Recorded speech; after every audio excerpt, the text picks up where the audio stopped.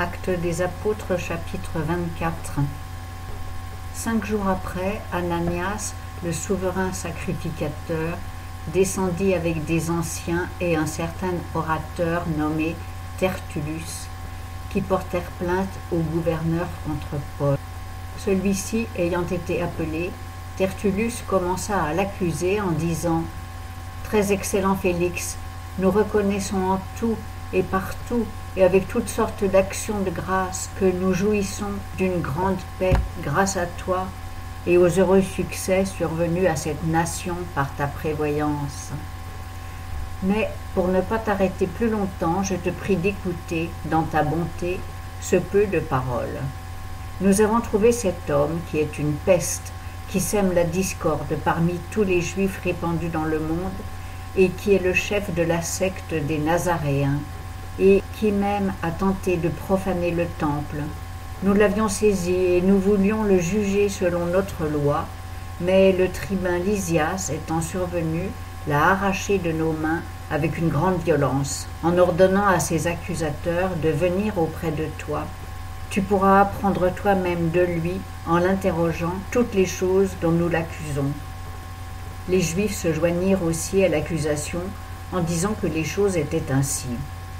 Mais Paul, après que le gouverneur lui eut fait signe de parler, répondit « Sachant que tu es juge de cette nation depuis plusieurs années, je parle pour ma défense avec plus de confiance. Car tu peux savoir qu'il n'y a pas plus de 12 jours que je suis monté à Jérusalem pour adorer.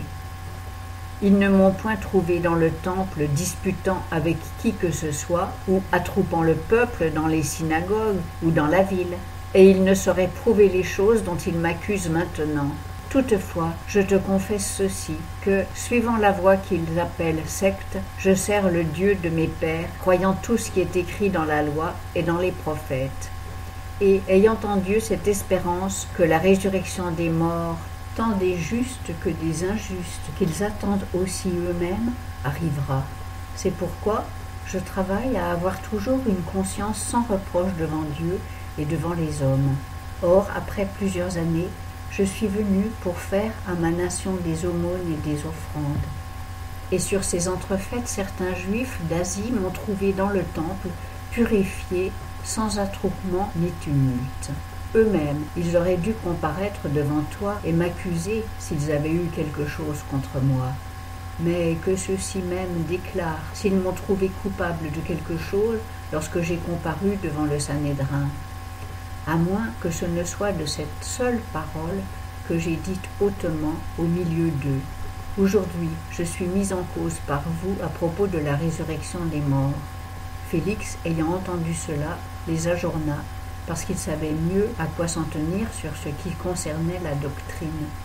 Et il dit, « Quand le tribun Lysias sera descendu, j'examinerai votre affaire. » Et il commanda à un centenier de garder Paul, mais de lui laisser quelque liberté et de n'empêcher aucun des siens de le servir ou de l'approcher.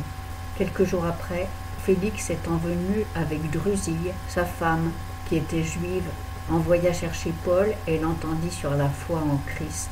Et comme Paul discourait sur la justice, la continence et le jugement à venir, Félix effrayé lui dit « Pour le moment, retire-toi, et quand j'en trouverai l'occasion, je te rappellerai. » Il espérait aussi que Paul lui donnerait de l'argent afin qu'il le mît en liberté. C'est pourquoi il l'envoyait chercher souvent pour s'entretenir avec lui. 2 ans s'écoulèrent ainsi, et Félix eut pour successeur Porcius Festus, et voulant faire plaisir aux Juifs, Félix laissa Paul en prison.